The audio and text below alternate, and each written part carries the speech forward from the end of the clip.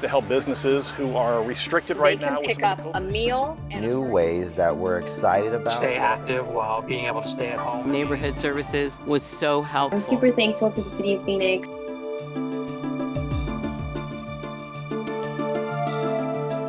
"2020 was a year unlike any other around the world and here in Phoenix. As a city, we persevered and created opportunities amidst the chaos. Through innovation, resiliency, and preparedness, we tackled every challenge and did what Phoenix does best: support our residents at the highest level.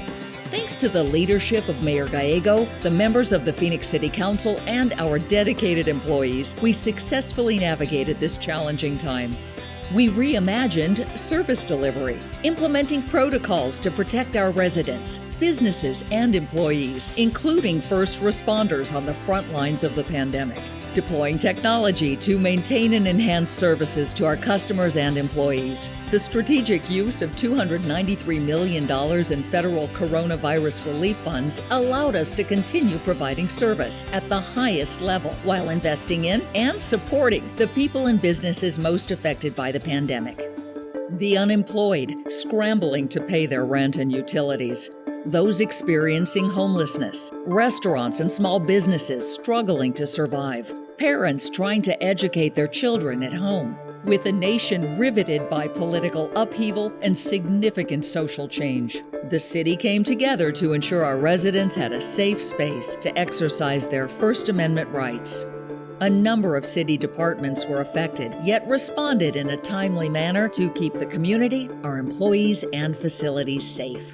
What follows are some of the highlights from an unprecedented year of challenges, opportunities, and growth. When the COVID-19 pandemic began to reveal itself in Arizona, Phoenix was already preparing. The City Council immediately laid out a strategic blueprint to address the challenges, while protecting the safety of the community and our employees. A hiring freeze and focus on reduced spending meant even in the rocky days ahead, Phoenix would have the resources it needed to continue operations. Finance department staff stepped up to secure more than 1 million pieces of personal protective equipment for our frontline employees and other Valley partners. Not an easy task, as there was suddenly a staggering demand for PPE worldwide. And 2020 was the year of the decennial census. The iCount 2020 campaign was successful, with over 66% of people living in Phoenix responding. The communications office delivered up-to-the-minute information through the Phoenix newsroom on impacts to city services and created a resources page with city service changes, access to food support, grants, and other crucial assistance. Phoenix TV began utilizing a virtual reporting model to continue to provide residents information and resources. An appointment-only delivery model implemented on our downtown campus and at other city sites allowed departments to keep employees and customers safe while fostering growth in our community. Planning and Development issued more than 21,000 permits and served more than 6,000 clients in 6 months, demonstrating our ability to evolve our service delivery modes quickly. The Phoenix Municipal Court adopted safety measures in accordance with the Arizona Supreme Court and obtained the necessary PPE to offer its customers the safest experience possible while serving as jurors or attending a court hearing. The Phoenix Sky Harbor Airport team ensured traveler safety, including implementing mask requirements, PPE vending machines, deploying teams who conduct frequent cleaning and monitoring of airport cleanliness, and utilizing technology to ensure high-touch surfaces remain safe. Sky Harbor International Airport has done a great job at keeping its employees and passengers safe while traveling, implementing a new Here For You crew that provides masks and hand sanitizer throughout the airport for passengers traveling. Our Information Technology Services Department went into overdrive, helping more than 3,000 teleworking city employees go virtual almost overnight, and created robust platforms for virtual public meetings so that the community could continue to participate while staying safe. The City Clerk Department transformed its processes so residents could provide feedback, including during council meetings, in as many ways as possible through email, phone, and comments online. Other city departments quickly adjusted operations to better serve customers and protect our employees, including the popular curbside book service at the Phoenix Public Library and providing kids' meals from Kids Cafe. The Youth and Education Office and the Finance Department teamed up to acquire and distribute 2.5 million pieces of PPE to teachers and students to use as they safely return to the classroom. We are thrilled that Mayor Gallego and the City of Phoenix has invested some of their CARES Act fund for PPE equipment to include masks. City management re-examined budgets with an eye toward the potential fallout from a world that could no longer do business as it had before the pandemic. Business literally went from boom to bust for two of our largest revenue-generating departments, the Phoenix Convention Center and Phoenix Sky Harbor International Airport. The Convention Center had hundreds of events canceled or postponed. With travel restrictions and stay-at-home orders, many Americans delayed business and leisure travel, which resulted in a drop in air passenger traffic greater than any we had ever seen, including September 11, 2001. Tens of millions of dollars of expected revenue evaporated. Still, City of Phoenix leadership remained proactive, utilizing CARES funding where possible to shore up revenue shortfalls and create new strategies for the departments that previously provided a robust in-person service model. The Community and Economic Development Department utilized staff to personally reach out to 20,000 small business owners to determine their needs and connect them to funding and support. One of the most valuable programs offered grants to small businesses that may not otherwise have survived the economic challenges created by the pandemic. We were very lucky to get some money from the City of Phoenix, which helped us, to pay for the bills for the payroll.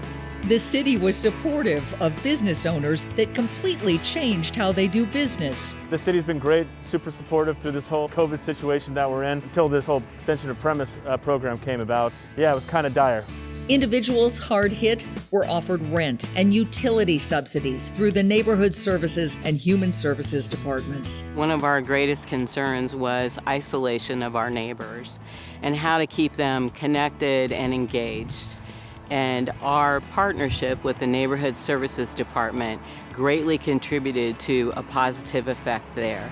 The Office of Arts and Culture also provided emergency relief grants to nonprofit arts and culture organizations and individual artists as part of the city's Coronavirus Relief Fund. Actually, it turned out that the application process was great. I was notified very promptly, and I can say that I am looking forward to next year, 2021. I applied and was able to receive a lot of the money that I had lost due to the pandemic. So thank yous to the City of Phoenix and thank you to the Office of Arts and Culture. This office, along with Planning and Development and Community and Economic Development, partnered together with two major theater organizations to bring the arts to residents in a safe manner. It's been great working with the city on this project, which is to create an outdoor stage on the east side of the Herberger Theater Center to bring audiences and arts together. And the city's been instrumental throughout this whole process to make it happen. Thanks to the City of Phoenix for the incredible help. They've been a great partner during these unprecedented times. Through the CARES Act, the city provided critical funding to the Arizona Humane Society and Hunkapi Farms to support animal welfare programs and services associated with the pandemic and provide fostering services for pets belonging to individuals experiencing homelessness and impacted by COVID. Right now, we only have one adoption location at our Campus for Compassion, and we've moved to our virtual adoption matchmaking by appointment system. When we learned there was a gap in COVID-19 testing for some of our most vulnerable residents, Phoenix partnered with community health organizations, federal, state, and county governments to offer free drive-through testing at nearly 80 locations, administering more than 12,000 COVID-19 tests. Thanks to the agreement with the City of Phoenix, we were able to come up with an appointment-based system so that we wouldn't have cars waiting for hours to be tested. And we set the wheels in motion on a first-of-its-kind mobile testing van that delivers testing at no out-of-pocket cost with results in as little as 15 minutes, direct to communities across Phoenix. To date, more than 30,000 tests have been administered at over 70 strategically chosen locations and counting. In recognition of this outstanding achievement, the city was honored with a 2020 Gold winner in the category of Best Government Response, helping people and businesses during COVID-19 by the Public Relations World Awards. This summer, in the midst of the pandemic, Phoenix experienced 50 days over 110 degrees, breaking the previous record of 33 days. The unrelenting heat left our most vulnerable residents at risk. Because many cooling centers were closed due to COVID-19, the Phoenix Convention Center and Human Services Department partnered to open an innovative respite shelter in our city's convention center for people experiencing homelessness. A shuttle bus made it easy for residents to get there, cool down and hydrate while receiving healthy meals and connections to critical services. City employees who were reassigned due to their regular duties being shut down by COVID were gratified by their daily connection and time with residents in need. At the direction of the Mayor and City Council, last week, working with the Phoenix Convention Center, with other partners, have opened up what we call the Heat Relief Center at the Convention Center. It's open 7 days a week, and then we do provide lunch as well as provide dinner. And the Human Services Family Advocacy Center continues to lead the city's mission to address rising instances of domestic violence during the COVID-19 pandemic. The sudden halt to in-person activities due to the pandemic meant technology was more essential than ever. And for those who were schooling at home due to COVID closures, city departments stepped in to support students, teachers, and our schools, creating the Phoenix TV Classroom Study Hall, a series of virtual courses to keep students engaged. We're pleased to have this partnership with the City of Phoenix. Just because our school buildings are closed doesn't mean the learning stops. City libraries and community centers expanded free Wi-Fi into the parking lots to support virtual learning for students whose classrooms had been shuttered. And the Housing Department provided more than 800 computer tablets to connect families to virtual education and economic opportunities. We're very excited to be able to provide a tablet. It's a 10-inch LG tablet, a Bluetooth keyboard, and unlimited data access for 24 months.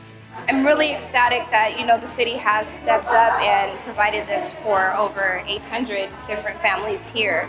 So I am very thankful. It was a total blessing because everything is virtual now. And they also coordinated food boxes for those in need during the Thanksgiving holiday. The Aratero Community Center and the City of Phoenix Food Pantry to help me and my family get food on the table. Virtual youth camps and Fit Phoenix classes were expanded through the Parks and Recreation Department, including adaptive recreation programming. Our parks and trails saw record amounts of hikers, golfers, tennis users, and independent park walkers as residents were encouraged to get outside and stay active while practicing responsible physical distancing. I think you need to have the city park open. We can social distance here, we can be 6 feet apart, we can wear a mask. So I think it's critical. For our seniors who depend on our Human Services Senior Centers, we begin offering virtual wellness check-ins and safe meal delivery. I'm here with your meal. The City of Phoenix is taking great care to protect the health and welfare of our employees. With nearly 15,000 full-time, part-time, sworn, and civilian employees in need of real-time information, we increased our channels of communication to make certain our employees are well informed about the resources available to them, including regular podcasts and live WebEx events with City Manager Ed Zerker.